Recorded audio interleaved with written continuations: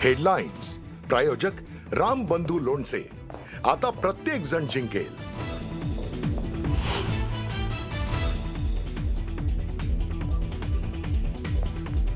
मुंबईत काँग्रेस आणि वंचितचं ठरलं. हर्षवर्धन सपकाळांकडून आघाडीची घोषणा. 227 पैकी 62 जागा वंचित लढवणार.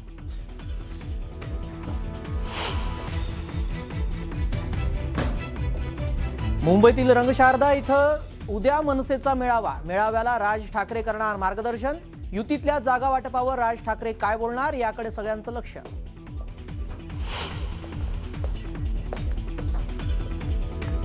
उपमुख्यमंत्री एकनाथ शिंदे साधणार मुंबईतील शिवसेनेच्या 60 माजी नगरसेवकांशी संवाद. शिंदे काय कानमंत्र देणार याकडे लक्ष.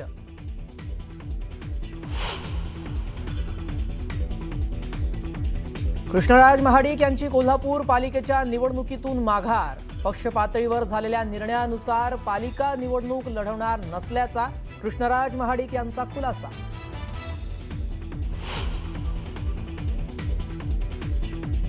बारामतीतल्या कार्यक्रमादरम्यान अजित पवार आणि शरद पवारांची चर्चा. नेमकं दोघात काय बोलणं झालं हे अस्पष्ट.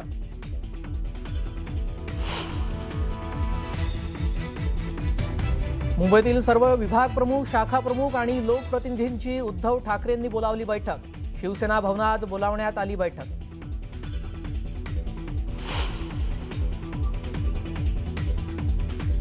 मनसे आणि शिवसेना उभाटामध्ये जागा वाटपाचा तिढा मातोश्रीवर.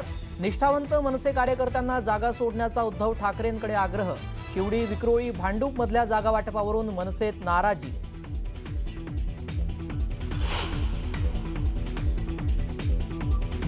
पुण्यात महाविकास आघाडीची आज पुन्हा बैठक. तिन्ही प्रमुख पक्ष प्रत्येकी 50 जागा लढवणार असल्याची सूत्रांची माहिती.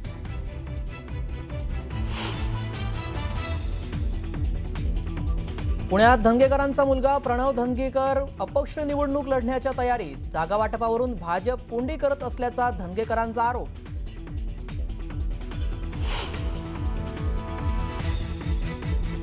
आणि गुंड बंडू आंदेकरनं अर्ज अर्धवटच भरल्यानं तो स्वीकारण्यात आलाच नाही. आंदेकर कुटुंब उद्या पुन्हा अर्ज दाखल करण्याची शक्यता.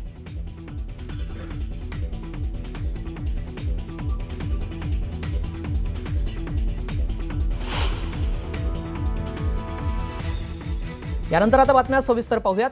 मुंबईतील सर्व विभाग प्रमुख, शाखा प्रमुख आणि सर्व लोकप्रतिनिधींची शिवसेना भवन इथे बैठक झाली.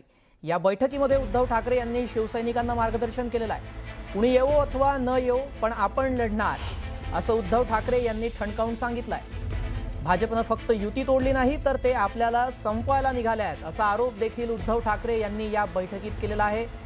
इतकी वर्ष लढलो म्हणून कुणीही मुंबई हिसकावून घेऊ शकलं नाही असा दावा सुद्धा उद्धव ठाकरे यांनी यावेळी बोलताना केला.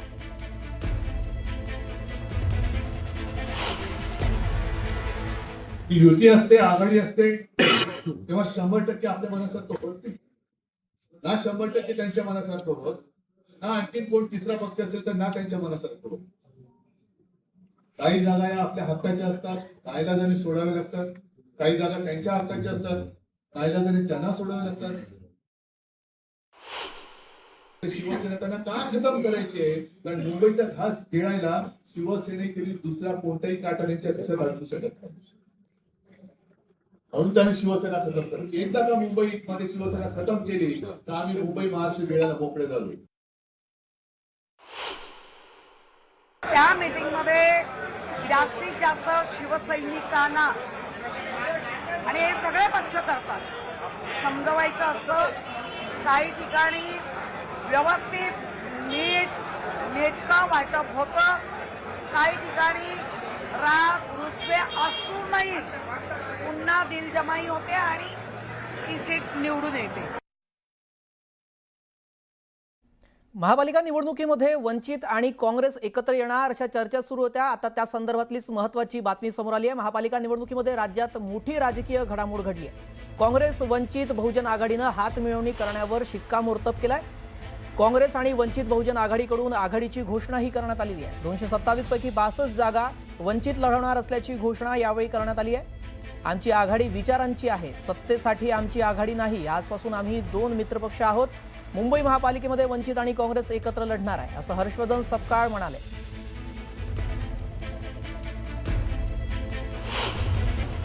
बऱ्याच ठिकाणी एकत्र कसं येता येईल या अनुषंगानं काही अडचणी असतात, दोघांनाही सारख्या जागा पाहिजे असतात. त्यामुळे जेव्हा जागेची चर्चा होते तेव्हा ते अवघड असतं. मात्र या जागेपेक्षा विचारांना आम्ही प्राधान्य देत आहोत. जरूर एका नंबरपर्यंत आम्ही पोहोचलेलो आहोत, जे धनेवर्धनजी त्याचा निश्चित उल्लेख करतील. मात्र हा काही संख्या कोण किती लढतंय हा भाग दोन्ही पक्षांसाठी गौण आहे. हा संख्येचा खेळ नाही, तर हा विचारांचा मेळ आहे आणि त्या विचारांच्या मेळातून पुढे जाण्याची भूमिका आम्ही घेत आहोत. पुढची बातमी पाहूया. राष्ट्रवादी काँग्रेस शरदचंद्र पवार पक्षाकडून मुंबईमध्ये काँग्रेसचा पर्याय बंद झाल्यानंतर ठाकरेंसोबत जाण्यासाठी प्रयत्न सुरू असल्याची माहिती सूत्रांनी दिली आहे. शरद पवारांच्या राष्ट्रवादीला ठाकरेंकडून 10 जागा देण्यास संमती झाल्याची माहिती आहे. शरद पवारांच्या राष्ट्रवादीकडून आणखी 6 जागा पदरात पाडून घेण्यासाठी वरिष्ठ पातळीवर प्रयत्न सुरू आहेत अशी सूत्रांची माहिती आहे. आज संध्याकाळपर्यंत वाटाघाटी संपवण्याचा प्रयत्न असणार आहे. ठाकरे बंधूंसोबत आघाडीची गणितं न जुळल्यास पर्यायी व्यवस्था काय असू शकेल याचा प्लॅन बी देखील राष्ट्रवादी शरद पवार पक्षाकडून तयार असल्याचीही माहिती सूत्रांनी दिली आहे.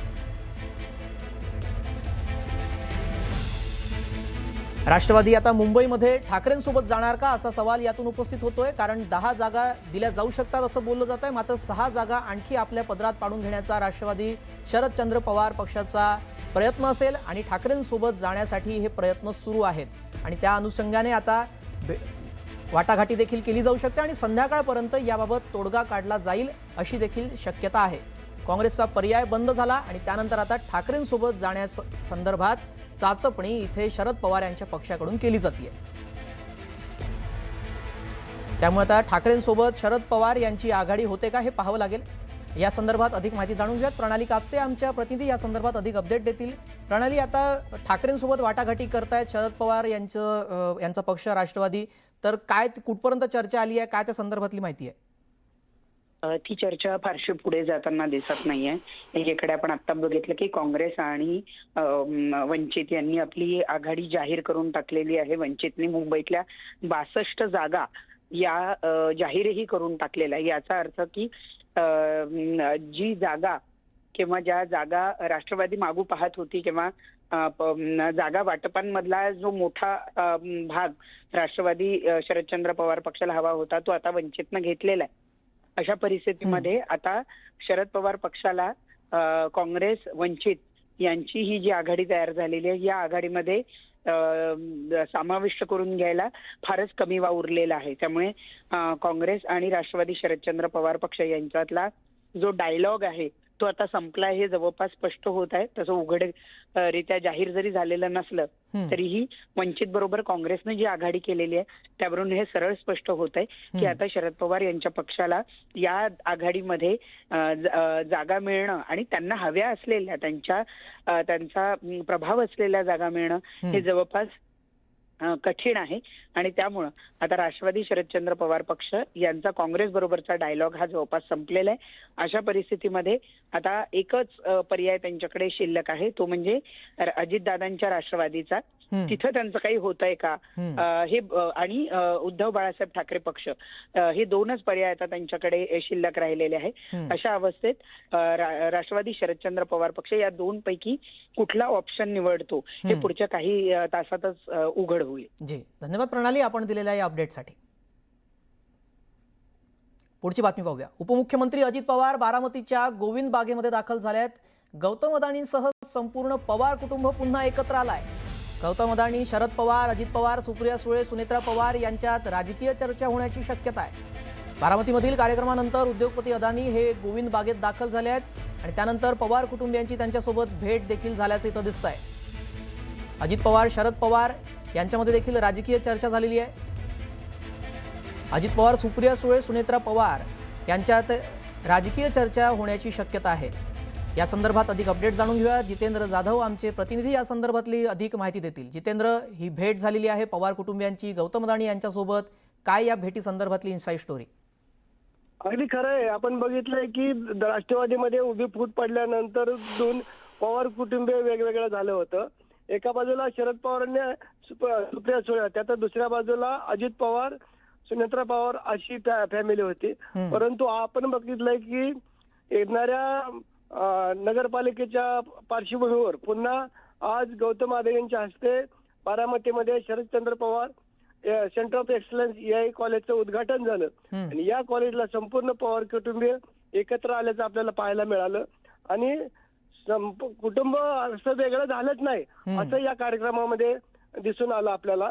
आपण बघितलं की ज्यावेळेस उद्घाटन गौतम अदानींनी केलं आणि स्वतः गौतम अदानींच्या शेजारी शरद पवार साहेबांना येण्यासाठी अजित पवारांनी वाट मोकळी केली होती, परंतु स्वतः शरद पवार यांनी अजित पवारांच्या हाताला धरलं आणि त्यांना गौतम अदानींच्या बाजूला उभं करून ते फोटो सेशन झालं. ती झाल्यानंतर कार्यक्रमाच्या ठिकाणी आल्यानंतर ज्यावेळेस गौतम अदानींचं भाषण सुरू होतं त्यावेळेस मध्ये एका खुर्चीचं अंतर होतं आणि मग भाषण सुरू असताना अजित पवार उठले, पवार साहेबांच्या शेजारी जाऊन त्यांची साधारणतः 1 ते 1.5 मिनिटं कानामध्ये चर्चा देखील झाली. काय चर्चा झाली हे मात्र कळू शकलं नाही, परंतु संपूर्ण राज्याचे चित्र या दोघांमध्ये काय चर्चा झाली याकडे होते. त्याच्यानंतर कार्यक्रम आटोपून संपूर्ण पवार कुटुंब गोविंद बागेत दाखल झालेलं आहे. एकत्र स्नेहभोजन त्या ठिकाणी युगेंद्र पवार असतील, सुप्रिया सुळे, पवार साहेबांची फॅमिली, प्रतिभा पवार, सुप्रिया सुळेंची कन्या सुनेत्रा पवार, अजित पवार असं संपूर्ण पवार कुटुंब एकत्र आलेलं आहे. स्नेहभोजनाचा कार्यक्रम तिथं सुरू आहे आणि साधारणतः 2:45 वाजेपर्यंत गौतम अदानी बारामतीत असणार आहे. तर 3 वाजता ते बारामतीच्या एअरपोर्ट वरून निघणार असल्याचे आपल्याला कळतंय. जी, या भेटीमध्ये काय चर्चा होते ते येत्या काळ स्पष्ट होईलच. तुझा धन्यवाद जितेंद्र आपण दिलेल्या सविस्तर माहितीसाठी. बारामतीमध्ये आज गौतम अदानी आल्यानंतर पवार कुटुंब एकाच मंचावर आले होते. या कार्यक्रमामध्ये गौतम अदानी भाषणासाठी उठल्यानंतर शरद पवार आणि अजित पवार यांच्यामध्ये एका खुर्चीचं अंतर होतं. यावेळी अजित पवार उठले आणि शरद पवार यांच्या शेजारी जाऊन बसले. या दोघांमध्ये यावेळी कानामध्ये चर्चा देखील झाली. काय चर्चा झाली हे मात्र कळू शकलेलं नाहीये. मीडिया फोटो काढायला लागल्यावर पुन्हा अजित पवार आपल्या खुर्चीवर येऊन बसले. हे दृश्य आपण पाहतोय. एका खुर्चीचं अंतर होतं दोघांमध्ये आणि त्यानंतर अजित पवार उठले आणि ते शरद पवार यांच्या बाजूला जाऊन बसले आणि कानामध्ये दोघांमध्ये काहीतरी चर्चा झाली. काय चर्चा झाली हे कळू शकलेलं नाहीये. मात्र लगेच थोड्या वेळाने अजित पवार परत आपल्या स्थानी परत गेले.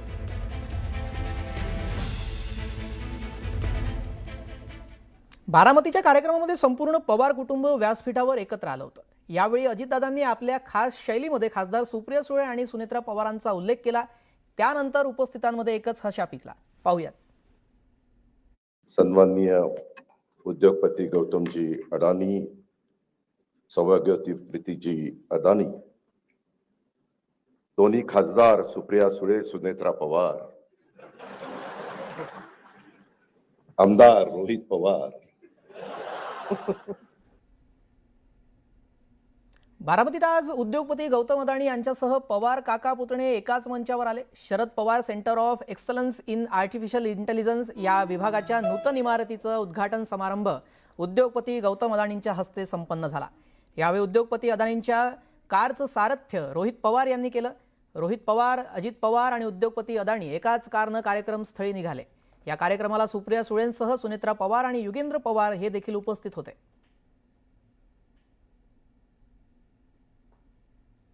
आम्ही आमची भूमिका मांडतो. मुंबईवर ज्या पद्धतीनं एक उद्योगपती ताबा मिळवतो आहे, मोदींचा मित्र आणि भाजपचा मित्र, त्याच्यावरती आमचा तात्विक आणि नैतिक विरोध आहे. आणि ही लढाई जी मुंबईची आहे ही गौतम अडाणी यांच्या मुंबई ताब्यात घेण्याच्या विरुद्ध आहे, जी भारतीय जनता पक्षाच्या मदतीनं मुंबई गिळण्याचा प्रयत्न होतो आहे. हा त्यांचा प्रश्न आहे.